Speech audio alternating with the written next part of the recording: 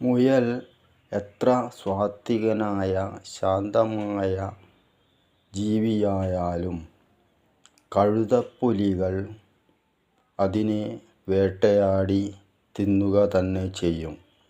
അത് അതിൻ്റെ ഇരയാണ്. അതുപോലെ പിശാചുക്കളും പിശാചിൻ്റെ സന്തതികളും അതിൻ്റെ കർമ്മം ചെയ്തുകൊണ്ടേയിരിക്കും. നാം പിശാച് ബാധിച്ചവരെയും പിശാചിനെയും ദേവന്മാരും ദേവതകളുമാക്കി മാറ്റി നന്നായി ജീവിക്കാം എന്ന് ചിന്തിക്കരുത്.